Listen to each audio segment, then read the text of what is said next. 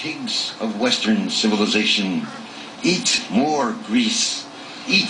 Eat more marbled sirloin, more pork and gravy, lard up the dressing, fried chicken in boiling oil, carry it dribbling to gray climes, snowed with salt, little lambs covered with mint roasted racks, surrounded by roast potatoes wet with butter sauce, buttered veal medallions and creamy saliva, buttered beef by glistening mountains of French fries, Turn the communist rat off. Will you turn the communist Ginsburg rat off? He's dead, he's gone, he's in hell, where he belongs with all of his readers. Turn the bum off. Let's have some music, please. Oh my God, what vermin. What vermin. But the vermin have taken over the country. Let me give you an example. The Obama administration is overtly spying on the American people through an email campaign. Not one word from the vermin in the media. Where are all the anti-war protesters now that the military buildup in Afghanistan is very clearly almost as big as that in Iraq? Why are we in Afghanistan? Where have all the anti-war protesters gone? Again, the vermin in the media have no answer because they are exactly what I've been calling them for years. Now, I realize that that is a loaded word, and we looked up what the word vermin means. The reason I refer to so many of the so-called writers for the newspapers vermin is because it comes from the Latin word vermis, which means worm. Worm, and is defined as a small, common, harmful, or objectionable animal. That's who the people in the midstream media are. And I don't see how you can disagree with me. You know that they are worms. You know that they're difficult to control. For example, one such harmful member of the midstream media did an article on me in which she completely obliterated the facts and continued the smear campaign. She referred to one of the terrorists who had been placed on the UK ban list as a Hamas lawmaker. You see, this good reporter referred to me as a shock jock while calling him a Hamas lawmaker. The fact of the matter is the Hamas lawmaker on the UK ban list is a murderer. He executed 2 young Jewish parents who were hiding from him, and then he found their daughter hiding in the attic, a crawl space, and this Hamas lawmaker then smashed in the head of the 4-year-old Jewish daughter with a rifle butt. He was imprisoned in Israel for many years for these crimes. He was released and he is now a Hamas lawmaker, and they call him a Hamas lawmaker and they call me a shock jock. They continue to repeat lies fabricated by the evil Soros-funded Media Matters.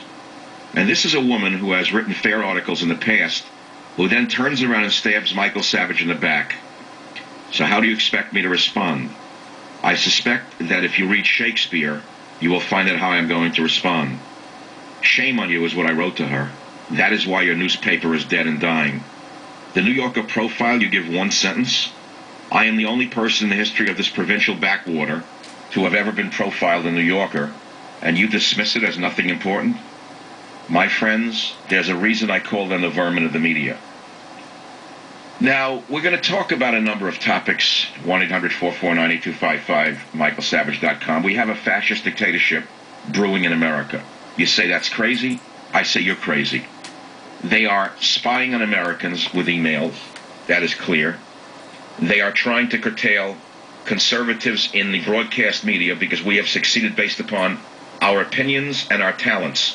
And just as they're trying to shut down the town halls, as Michael Savage is sitting here before this microphone and you're receiving it on your radio, the vermin in the FCC put in by the communist Obama are trying to close down conservatives in the media under the guise of diversity. The new chief of diversity in the FCC, a man named Mark Lloyd, the so-called chief diversity officer, which is a code word for the new KGB, has called on private radio broadcasters to pay a sum equal to their total operating costs in order to fund the vermin in public broadcasting. They want PBS to be funded by private broadcasters. This piece of garbage, Mark Lloyd, who is a failure from the top to the bottom, wants private industry to fund the vermin in public broadcasting. He wrote a report in 2007 called The Structural Imbalance of Political Talk Radio, which concluded that 91% of talk radio programming is conservative and 9% is progressive. Progressive is a code word for communist. The report falsely argued that large corporate broadcasting networks had driven liberals off the radio, and that so-called diversity of ownership would increase diversity of broadcasting voices. No, my friend, the reason liberals were driven off the radios because nobody wanted to listen to their drivel. They can read their garbage in the newspapers. They can listen to their garbage on the networks. The only corner of the media left where there is freedom of speech can be found only on the conservative broadcasts in the United States of America. And this communist vermin, Mark Lloyd, wants this ended. He's going to put you out of business. He's going to put me out of business, he thinks. He wants new programming, so-called diverse programming, that will cover daily news. That means anything fed to the stooge in front of the microphone by him. Public issues programming. That means anything given to the stooge in front of the microphone by the Axelrod machine. Quote, in addition, educational programs for children and adults and diverse, independent, personal and cultural expression will be encouraged, wrote this neo-Nazi. Now, this is what's going on in the United States of America. We have been taken over by a group of hardcore liberal fascists. They are spying on Americans. They're closing down town hall meetings. They're smearing anybody who stands up to them. They're putting their minions in Nazi uniforms in order to smear them, a Saul Alinsky trick learned from the Bolsheviks. A very few people in the media are standing up to them. One of them is Major Garrett. God bless him. My suspicion is he will soon be barred from the White House press office because he's not sufficiently supine. He will probably have to repudiate his views in order to be readmitted into the distinguished company of the other sycophants in that room. Now, I got to tell you something. If my show ended tomorrow, I will have had a great life in broadcasting. You say, well, all right, things happen. Communists take over countries and they destroy them. Sometimes those communists are found out and thrown out. Sometimes they're not found out and thrown out. Things get progressively worse. Look at Cuba, a prison state loved only by the Hollywood elite.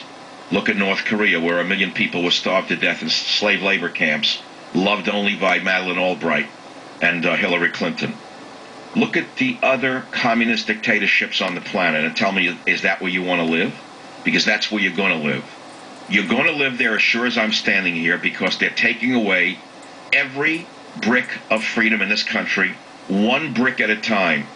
And they're being found out, and they're being called out on it, not by everyone by any means, but by a few brave souls in the midstream media who get near them, by the few brave old people who dare to speak out at town hall meetings, which are now closing down. Ladies and gentlemen, this country's balance hangs like a loose tooth. I'll be right back. AM 5.